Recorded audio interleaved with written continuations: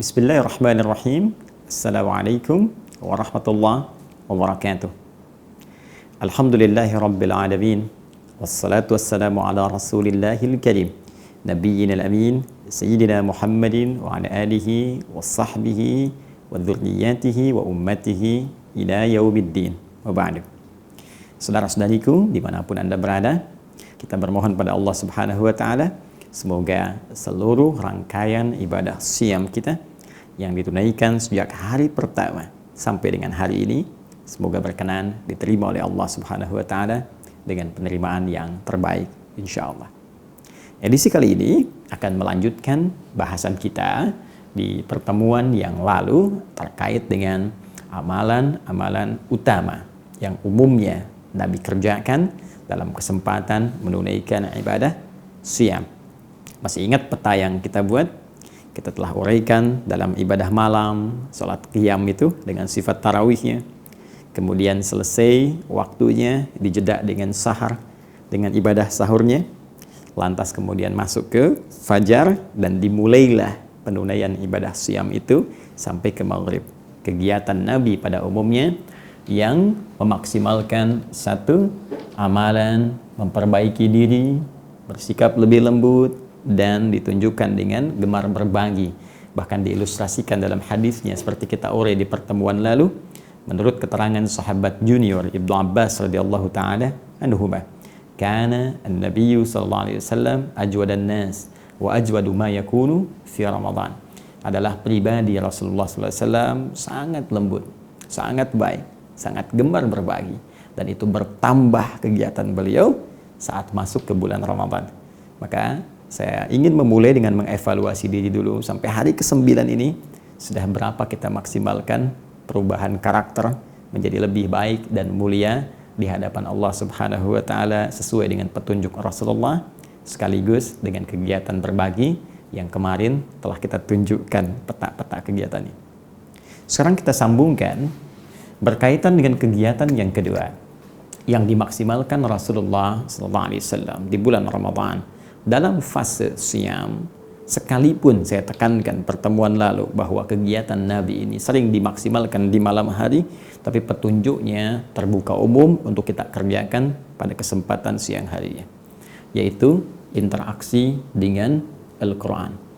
Saya ulang, interaksi dengan Al-Quran. Ada 3 jenis interaksi yang bisa kita maksimalkan dalam mengisi kegiatan siam kita dengan Al-Quranul Karim. Satu yang kita namakan dengan qiraat itu, ya, demikian tulisannya dalam bahasa Arab, qiraat. Yang kedua ada yang disebut dengan tilawah, demikian kita tuliskan tilawatul Quran, tilawah. Dan yang ketiga ada yang disebut dengan tahfidz. Tahfidz. Demikian kita bisa tuliskan dalam bahasa Arab. Umumnya interaksi dengan Al-Quran bisa dimaksimalkan dengan 3 jenis kegiatan utama ini. Ada qiraah, ada tilawah, demikian dengan tahfidz. Baik, kita bermula pada bagian pertama, qiraah. Secara umum, saya mengambil keumuman maknanya, qiraah menunjuk pada interaksi dengan Al-Quran dalam aspek bacaan. Dalam hal ini, bagaimana kita diberikan petunjuk oleh Nabi SAW untuk memperbanyak interaksi bacaan kita dengan Al-Quran, khususnya di bulan Ramadan ini. Dan bukan sekedar bacaan, karena bacaan yang dimaksudkan adalah bacaan yang benar, bacaan yang baik secara tajwid, benar dan baik. Ya, jadi ada 2 aspek di sini. Pertama terkait dengan bacaan, yang kedua terkait benar dan baik. Berkaitan dengan yang pertama, bacaan, ada isyarat bahwa Ramadan adalah bulan bagaimana kita bisa memaksimalkan bacaan Al-Quran kita dengan kuantitas yang lebih dari hari-hari sebelumnya. Bahkan nanti, saking pentingnya bacaan ini, para ulama-ulama besar bahkan berlomba-lomba, berusaha memperbanyak bacaan Al-Qurannya sehingga dikenal mereka banyak khatam saat Ramadan. Masya Allah, saya ambil contoh Al-Imam Asy-Syafi'i. Itu setiap hari di luar Ramadan, sehari hafal Al-Quran, khatam. Setiap hari, satu hari sekali, satu hari sekali. Tapi ketika masuk Ramadan, saking banyaknya interaksi beliau, bacaannya terhadap Al-Quran, itu satu hari Ramadan bisa khatam 2 kali. Malam sekali dan siang sekali. Itu sangat masyhur sekali. Jadi, Masya Allah, level Al-Imam Asy-Syafi'i itu siangnya sekali khatam. Malamnya sekali khatam. Baik, jadi ini adalah sunnah yang berkelanjutan yang dituntun oleh Rasulullah SAW. Anda bayangkan, Nabi membaca Al-Quran saat Ramadan, sahabat membaca Al-Quran, tabi'in membaca Al-Quran, generasi setelahnya bahkan memperbanyak untuk mengikuti generasi sebelumnya. Jika orang-orang yang saleh saja membiasakan diri membaca Al-Quran, dan kita sampai hari ke-9 ini belum sempat bahkan bersentuhan dengan Al-Quran, maka ada sesuatu yang belum sempurna dalam puasa kita. Saya katakan di pertemuan yang lalu, teman-teman sekalian, bahwa Ramadan bahkan dipopulerkan oleh para ulama dengan bulan Al-Quran. Ya, merujuk pada keterangan Allah Subhanahu wa taala di Quran surah ke-2 Al-Baqarah ayat 185 itu. Ya, syahrul Ramadan alladzi unzila fihil Quran. Bulan Ramadan, waktu kita menunaikan puasa itu adalah bulan diturunkannya Al-Quran. Bulan saat kita berinteraksi dengan Al-Quran. Paling minimal interaksi kita dibuka dengan bacaan. Ini poinnya. Bahkan perintah pertama Allah kepada Rasulullah SAW yang menandakan diangkatnya beliau ya menjadi Rasul, diangkatnya beliau Nabi dan Rasul. Yang paling menarik perintahnya dari kata qiraah, Iqra. Ya, Quran surah 96 ayat yang pertama itu. Iqra bismi rabbikal ladzi khalaq. Iqra bentuk fi'il amr, kata perintah dari akar kata qara'a yaqra'u qira'ah, berarti baca. Jadi sunnah pertama adalah bagaimana kita bisa memetakan banyaknya, memperbanyak bacaan Al-Quran saat Ramadan. Berapa pahala yang bisa dihasilkan? Masya Allah. Saking tingginya ya motivasi ini menjadikan para ulama kita dulu mengejar bacaan ini. Bahkan dalam salat qiyam, saya pernah sampaikan kepada Anda dalam pembahasan rahasia tarawih, ya kenapa sampai Nabi SAW diikuti sahabat-sahabatnya memperbanyak bacaan dalam qiyam itu sehingga mampu ya beliau berdiri dalam keadaan yang sangat panjang. Bahkan Umar bin Khattab setelahnya, sahabat-sahabatnya, Nabi SAW berusaha memperbanyak rakaat tapi demi mempertahankan panjangnya bacaan yang Nabi pernah bacakan dalam qiyamnya. Ini menunjukkan apa? Menunjukkan saking pentingnya memperbanyak bacaan Al-Quran di bulan-bulan Ramadan, di malam dan siang Ramadan. Berapa sesungguhnya pahalanya? Kalau kita ambil yang standar saja, misal dalam satu hadis riwayat Al-Imam At-Tirmidzi, sangat populer, bahkan dalam setiap kajian-kajian Al-Quran saya sampaikan hadis ini untuk memberikan motivasi kepada kita. Masih ingat Nabi pernah menyampaikan man qara'a, ingat redaksinya, saya tadi pernah ungkapkan kepada Anda, ini qira'ah, ini masdarnya ya, kata benda, sifatnya, kemudian kata dasarnya qara'a, ini kata kerjanya, infinitif ya, qara'a, kata perintahnya iqra, yang di Quran surah ke-96 Al-Alaq ya, ayat yang pertama. Ini kata perintah, ini kata kerjanya infinitif fi'il madhi, yang ini kata bendanya ya. Baik, mari kita lihat. Kata Nabi dalam hadis riwayat At-Tirmidzi disampaikan man qara'a harfan min kitabillahi ya, siapa yang baca satu huruf saja. Anda bayangkan satu huruf min kitabillahi, dari kitabullah, dari Al-Quran, falahu asyru hasanat, dia mendapatkan 10 nilai kebaikan. Allahu Akbar. Setiap satunya itu setara dengan 10 pahalanya. Dan menghitung pahala, saya sering katakan, karena konteks pahala itu konteks akhirat, maka hitungannya berbeda dengan hitungan dunia. Ya, kalau Anda katakan 1, 2, 3, 4, 5, ya perbedaan ke berikutnya jenjangnya cuma 1 tambah 1 2 tambah 1 3, demikian itu dunia namanya Bukankah kalau masa saja, waktu saja akhirat dengan dunia, ya seharinya bisa 1000 tahun? Maka tak adil kalau pahala disamakan dengan hitungan dunia. Karena itu Nabi memberikan ilustrasi dalam hadis riwayat Muslim, bahkan kita datang ke masjid saja dalam situasi normal untuk niat ibadah, ya baru datang itu dapat 25. Jarak 1 ke 2 500 tahun, 2 ke 3 500 tahun, ya 3 ke 4 500 tahun. Kalau standar ini kita bawa juga, terapkan hal yang sama, konteks ibadah dengan hitungan ini, maka berapa yang kita dapatkan? Satu hurufnya 10. Bila ini senafas dengan makna hadis tadi, jaraknya 1 ke 2 500 tahun, 2 ke 3 500 tahun, 3 ke 4 500 tahun. Maka berapa yang kita dapatkan dari setiap huruf Al-Quran, saking dahsyatnya. Ini hari biasa, umum. Bukankah Ramadan dikalikan lagi, 10 kali lipat lagi? Ya, bukankah dalam hadis riwayat Al-Bukhari, Kitabus Siyam, nomor hadis yang pertama berbicara tentang Ramadan, ditutup di ujungnya dengan kalimat, wal hasanatu bi asyri amthaliha. Setiap kebaikan itu dibalas 10 kali lipat lagi. Ya, jadi kalau kita ambil ini dengan menempatkan pada konteks Ramadan, kali lagi 10 kali lipat.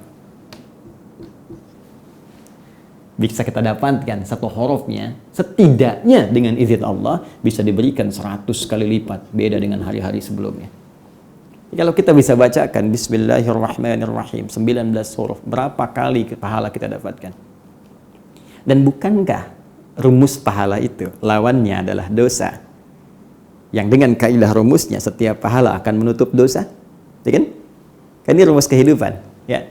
Siang ada malam, datang siang malam hilang, datang malam siang hilang. Baik lawannya buruk, ada baik buruknya hilang. Kata-kata kotor itu bisa dihilangkan dengan membiasakan diri berkata yang baik, maka otomatis kata-kata kotor akan hilang. Pandangan pada yang buruk itu bisa dihilangkan dengan membiasakan diri memandang yang baik-baik, maka yang buruk akan hilang. Maka demikian, jika Anda ingin menghilangkan dosa, maka biasakan cari amalan-amalan yang melahirkan pahala, maka yang dosa akan hilang. Karena itulah dalam fikih nanti rumus pahala itu bisa menutup dosa. Ya. Jadi kalau kita ingin mudah menggugurkan dosa-dosa yang pernah kita lakukan, maka cari amalan pahala sebanyak-banyaknya. Tinggalkan dosanya, tutup yang sudah ada dengan banyak pahala-pahala. Cari amal-amal baik. Nah sekarang coba tanyakan pada diri kita, mohon maaf, sampai dengan hari ke-9 ini, berapa dosa yang sudah dikoleksi dari sejak balik sampai saat ini? Berapa yang belum diampuni? Sudah berapa kali kita taubat? Setelah taubat itu apakah berulang kesalahannya? Atau pindah kesalahan yang lain? Sedangkan setannya kan tidak pernah lelah menggoda. Karena itu pantas Ramadan disebut bulan yang melimpahkan ampunan, karena setiap mengerjakan satu hal, pahalanya bisa berlipat. Dan setiap pahala yang berlipat itu bisa menggugurkan dosa-dosa. Setidaknya dosa-dosa kecil yang kita lakukan hilang. Dosa-dosa besar langsung dengan bertobat kepada Allah. Akui dosanya, tangisi, tinggalkan. Ini yang kecil-kecil seketika ditutup ini dengan pahala ini. Maka di sini ada panen yang sangat luar biasa, ada peluang yang sangat dahsyat. Yuk tingkatkan bacaannya, kecuali kalau Anda merasa ya sudah banyak pahala. Saya sudah baik. Nah biasanya kalau orang seperti itu terjebak nanti ya pada triknya setan, sehingga tak sadar dia berjalan seperti di jalan yang benar padahal keliru. Ya, wahum yahsabuna annahum yuhsinuna sun'a. Demikian Allah berikan gambaran di surah Al-Kahf itu. Ada orang-orang yang merasa berjalan benar padahal dia sedang salah. Oke, ini bagian yang pertama. Jadi intinya, ayo kita perbanyak bacaan Al-Quran, kalau bisa diberikan target. Ya, kalau saya sering arahkan, ini Ramadan 30 hari, ya kan? Nah, ini cara yang paling enaknya. Anda targetkan 30 juz, ya. Ini kan standar ini, sangat standar. Karena Nabi saja memberikan yang paling standar. Nabi setiap Ramadan khatam 30 juz selesai Ramadan. Ya, di penghujung wafat nanti 2 kali khatam. Di standarnya sekali, Nabi bisa khatam berkali-kali. Cuma memberikan yang paling standar supaya umat mudah mengikuti. Jadi kalau Nabi saja bisa khatam 30 juz selama Ramadan, masa kita yang bukan Nabi nggak baca? Ya. Nah, ini standar nih, standar. Jadi kalau kita bisa biasakan baca, yuk kita turunkan supaya mudah. 30 hari, 30 juz untuk bacaan. Maka satu hari ya kita turunkan 1 juz, demikian ya. Nah, kan mudahnya seperti ini. Ya. Kemudian kalau 1 hari 1 juz masih kayaknya banyak gitu kan. Wah, 1 juz banyak nih. Nah, teman-teman, turunkan lagi. Saya kan pernah berikan rumus kan. 1 juz itu ada 10 lembar kan. Ini 10 lembar. 1 juz ya sama dengan turunkan ke sini, ya naik ke sini 10 lembar. Nah, supaya lebih mudah, gampang. Bagi waktu sholat. Waktu sholat ada 5 waktu. Ini dibagi 5. Jadi setiap waktu sholat, sekali sholat, ya kan, Anda bisa bagi ke dalam 1 lembar, 2 lembar, maaf, 2 lembar. Sekali sholat, sekali waktu sholat, 2 lembar. Jadi, mohon maaf, sebelum subuh, kalau mau gampang lagi, 1 lembar baca. Cuman baca kok, baca. Ya. Kemudian setelah subuh, 1 lembar lagi. Sebelum zuhur, 1 lembar. Setelah zuhur, 1 lembar. Baca 1 lembar itu berapa menit sih? Paling banyak 5 menit, ya kan? Kemudian juga kalau 2 lembar berarti kan 10 menit. Apa nggak punya waktu 10 menit untuk akhirat kita? Untuk pahala yang berlimpah itu. Ya, kalau kita mau, ini bisa kita maksimalkan. Baik, ini bagian pertama. Jadi kalau kita konsisten, insya Allah dapat 30 hari 30 juz. Ustaz, saya belum mulai nih. Ya, saya sedang datang bulan kemarin misalnya. Saya baru mau mulai besok di hari ke-10 atau hari ke-11. Nggak apa-apa, tinggal dibagi saja. 30 juz dibagi sisanya kita maksimalkan. Kalau kita berniat, insya Allah bisa. Karena dari subuh ke zuhur kan ada jeda. Apalagi sekarang banyak di rumah. Pekerjaan malah banyak dikerjakan dari rumah. Sampai Allah itu sampai membuat keadaan supaya kita nggak punya alasan lagi. Jadi kalau sudah dikondisikan keadaan begini, belum bisa ibadah juga, Anda perlu dikasih kondisi apa lagi? Ya, tinggal kita bagi saja. Ya, nah, ini poinnya. Oke, sekarang teruskan. Ini yang paling menarik, teman-teman. Lalu cara bacanya bagaimana? Ini kan baru pembagiannya. Maka cara bacanya diisyaratkan dalam riwayat-riwayat Nabi Sallallahu Alaihi Wasallam bukan bacaan biasa, ya, bukan bacaan yang semaunya. Bahkan pernah turun ayat Allah menyampaikan kepada Nabi, jangan cepat-cepat dibaca itu, supaya engkau pengen cepat menghafalkannya. Mudah, kami akan tanamkan dalam jiwamu. Tinggal kamu ikuti bacaan yang disampaikan. Itu ada di Quran surah ke-75. Ya, Al-Qiyamah di ayat 16 sampai 18 itu. La tuharrik bihi lisanaka lita'jala bi inna 'alaina jam'ahu wa qur'ana fa idza qara'nahu fattabi' qur'ana. Ya, ini memang dalam konteks hafalan tapi ada kaitan dengan bacaan karena kalimat terakhirnya qara'na dari kata qara'a yang tadi saya telah sampaikan. Ingat, qara'a bukan corona, ya. Beda itu. Baik ya. La tuharrik bihi lisanaka lita'jala bi. Jangan cepat-cepat menggerakkan lisanmu sekedar untuk menguasai Al-Qur'an. Bisa hafal dengan cepat. Ya, inna 'alaina jam'ahu wa qur'ana. Kami berikan metode kata Allah. Ikuti aja ini. Kami akan tanamkan dengan mengikuti metode ini, kami akan tanamkan Quran dalam jiwamu. Nah, apa metodenya? Ternyata dimulai dengan bacaan. Makanya penghafal Quran pun harus bisa baca dulu dengan baik dan benar. Fa idza qara'nahu, kalau kami sudah bacakan bacaan yang benar ini, fattabi' qur'ana, ikuti itu. Jadi ternyata membaca dengan benar, menguasai bacaannya, tahu cara bacanya, itu akan membantu kemudahan untuk menghafal dibandingkan dengan orang tak bisa baca sama sekali dalam konteks membaca Al-Quran. Nah, karena itu salah satunya teman-teman sekalian, isyarat yang disampaikan qara'na, kami bacakan lewat malaikat Jibril dibacakan, mustahil malaikat Jibril membacakan yang salah. Pasti dibacakan secara benar dan baik. Karena itu, sekalipun kita ingin punya target menghatamkan Al-Quran, saya pengen khatam 2 kali Ramadan, pengen khatam 3 kali, pengen khatam 4 kali, saya pengen khatam standar saja, yang penting sekali khatam. Tapi tetap dibacakan dengan cara yang baik dan benar, tidak asal baca. Ya, maaf kalau cepat seperti apa kadar cepatnya, kalau sedang seperti apa sedangnya, kalau lambat seperti apa lambatnya. Ini yang coba kita sempurnakan dulu sejenak. Ya, jadi ada 3 jenis nanti cara baca itu. 1, ada bacaan yang lambat temponya, dikenal dengan at-tahqiq, ya. At-tahqiq. Ada bacaan yang sifatnya sedang, ya tak terlampau lambat, tak juga terlampau cepat. Itu dikenal dengan at-tadwir, ya, pertengahan. Kemudian yang ketiga, ada bacaan yang relatif cepat tapi masih sesuai dengan kaidah. Disebut dengan hadar, al-hadar. Semua bacaan ini, baik lambat, sedang ataupun cepat, mengacu pada hukum benar dan baik. Benar dan baik secara singkat itu disebut dengan tajwid namanya. Ya, tajwid. Jawwada yujawwidu tajwidan, jaudah, bagus, benar. Ya. Di kitab Hidayatul Mustafid fi ilmi tajwid yang paling standar saja didefinisikan, at-tajwidu lughatan al-ityanu bil jayyid. Tajwid itu mendatangkan sesuatu dengan benar, dengan bagus. Ya, wastilahan ilmun yu'rafu bihi haqqahu wa mustahaqqahu min as-sifati wal mududi wa ghairi dzalika katarqiqi wa tafhimi wa nahwihima. Ya, jadi membaca dengan benar, dengan bagus sesuai hukum-hukumnya, panjangnya, pendeknya, tipisnya, tebalnya, dan seterusnya. Jadi kita pelajari ini, nanti kalau sudah paham cara bacanya, bagaimana bacanya bagus, silahkan pilih tahqiq. Ya, baca lambat misalnya. Ya, ini kalau saya ilustrasikan paling gampang, ya, panjangnya madnya ambil yang misalnya 6 harakat, yang paling panjang.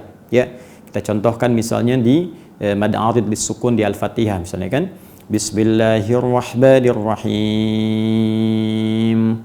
Alhamdulillahi rabbil alamin. Ya, saya suka mengistilahkan dengan detik. Jadi kalau 2 harakat 1 detik, tek, 2 harakat 1 detik, 4 harakat 2 detik, tek, tek, ya kan? 6 harakat 3 detik, tek, tek, tek. Bismillahirrahmanirrahim. Ya, alhamdulillahi rabbil alamin. Nah, itu tahqiq.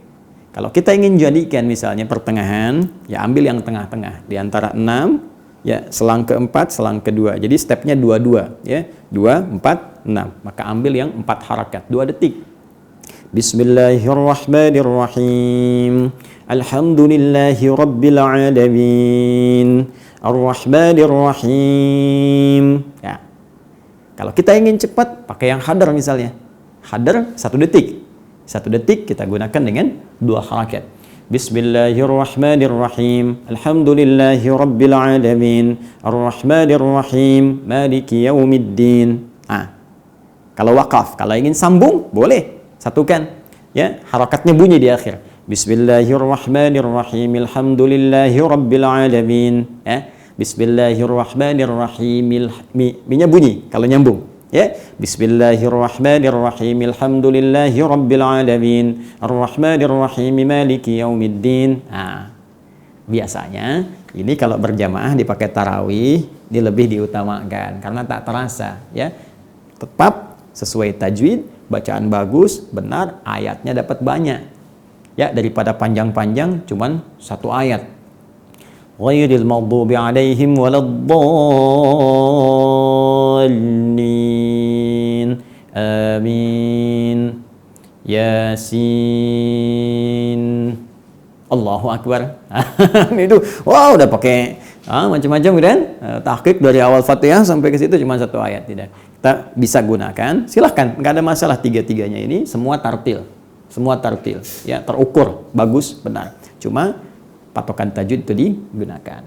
Jadi ini bagian yang pertama, qiraah, berusaha memperbanyak bacaan Al-Quran, memberikan target ke depan sampai akhir Ramadan. Berapa kali kita ingin khatam, silakan, dan silakan pilih formulasi yang memudahkan kita untuk membacanya. Oke? Tapi ingat, kalaupun pilih yang ini, tetap harus terukur dengan tajwid. Jangan sampai bacaan yang tidak terukur. Selesai 1 juz. Itu ukurannya menurut kami agak kurang baik. Ya. Oke. Sekarang kalau level ini sudah bagus, bahkan kalau pakai hadar misalnya, saya 10 hari sudah bisa khatam.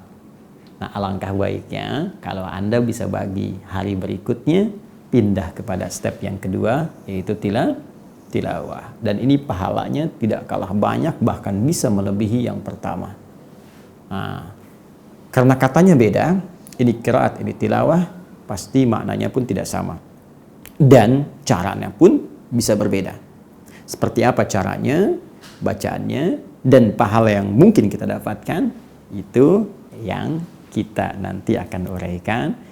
Subhanakallahumma wa bihamdika asyhadu an la ilaha illa anta astaghfiruka wa atubu ilaik wa akhiru da'wana alhamdulillahi rabbil alamin. Assalamualaikum warahmatullahi wabarakatuh.